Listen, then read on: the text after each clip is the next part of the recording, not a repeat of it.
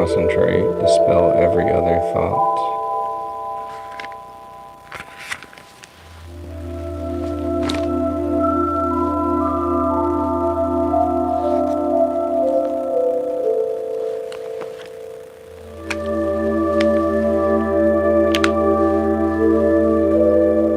The term method regains its patent signification of transport.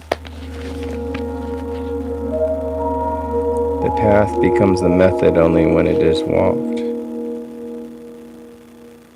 Thought moves best when it loses its map.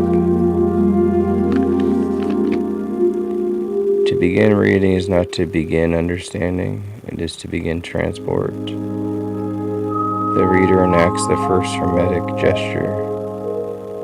They close the door, silence the TV in the next room, and perform the ancient crossing from noise to attention. This is not an epistemic mood, it is a ritual passage. A small death of the world so that thought may be reborn.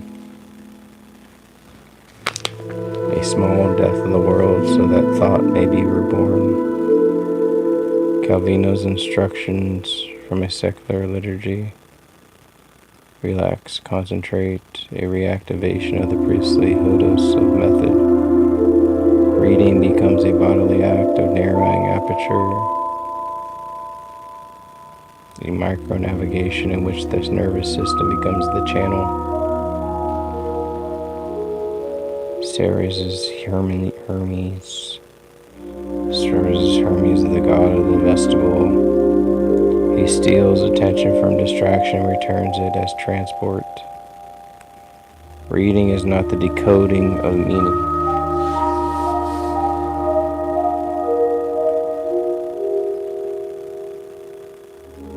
Reading is not the decoding of meaning, but the opening of a road on which meaning will travel at varying speeds in unexpected directions.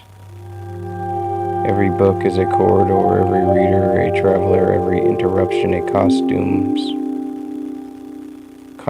and customs of officials demanding a declaration of cognitive goods. The Greek meta-hodos, reveals that method is not a structure but a pursuit, a path that is born only from walking. To demand a pre-given method for reading Ceres is like demanding a map for a river. The moment it is drawn, it is false. Ceres' method refuses the ancient illusion of epistemology's distance. His discourse touches its object the way a boat touches the river, with the looseness of drift and its insistence of direction. Philosophy becomes a metapath. One does not follow a road, but follows the laying of the road itself. The mind becomes a body in motion, and thinking becomes its wake on the river. Ricorso extends this. The axioms generate their own gradients of travel. The text is less a theory than a weather system, less a structure than an itinerary. Hermes is not a symbol, but an operator, the agent that induces exchanges among materials, channels among languages, transductions among disciplines. He is less a figure than a function, the drift that creates a map by moving. Communication becomes not the passage of information, but the passage of form. Between languages, Hermes does not merely transport meaning, he alters meaning by transporting it.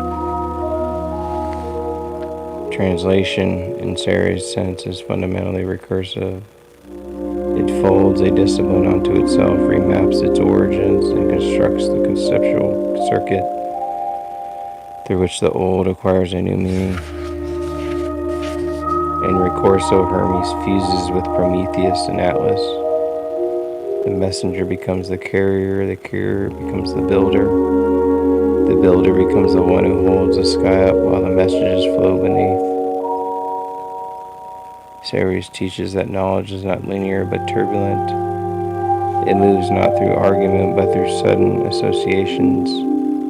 nonlinear transitions, leaps that resemble the unpredictability of turbulence rather than the order of the dialectic. Noise is not an obstacle but an ally. It is the parasite that becomes a conductor, the interface interference that becomes a pattern, the randomness that becomes a generator of new order.